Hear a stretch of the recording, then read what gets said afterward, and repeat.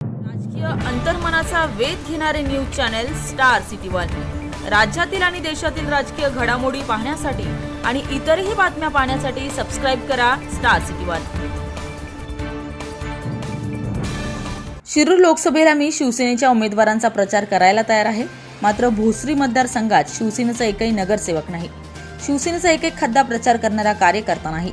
अशा वेळी मी खासदार आढळरावांना भोसरीत मताधिक दिल्यास विधानसभेला शिवसेना याच मताधिकांवर जागा सोडायला तयार होईल का, अशी रुखरुख सध्या भोसरीचे आमदार आणि भाजपचे सहयोगी सदस्य महेश लांडगे यांना लागली आहे। 2009 विधानसभेची पुनर्रचना होऊन भोसरी मतदारसंघ अस्तित्वात आला होता।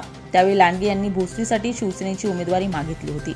मात्र त्यावेळी खासदार आढळराव पाटील यांनीच विरोध केला असल्याचे लांडगे समर्थकांकडून बोललं जात होतं। मात्र त्यांना उमेदवारी डावलून सुलभा उबाळे यांना आढळरावांनी उमेदवारीसाठी शब्द टाकला होता। नाहीतर लांडगे 2009 वेळीच आमदार झाले असते, कारण उबाळे हा फक्त 1100 मतांनी विलास लांडे यांच्याकडून पराभूत झाल्या होत्या। त्यावेळी लांडगे राष्ट्रवादीचे नगरसेवक होते। पुन्हा लांडगे यांनी 2014च्या विधानसभेच्या निवडणुकीत शिवसेनेचे तिकीट मागितले होते। मात्र 2009चीच पुनरावृत्ती होऊन उबाळे यांनाच पक्षाने तिकीट दिलं होतं। ही सल लांडगे यांच्या मनात अद्यापही आहे, त्यामुळे त्यांच्या शिवसेनेच्या नेत्यांवर विश्वास नाही। यासाठी अद्यापही लांडगे शिवसेनेच्या प्रचारात उतरले नाहीत।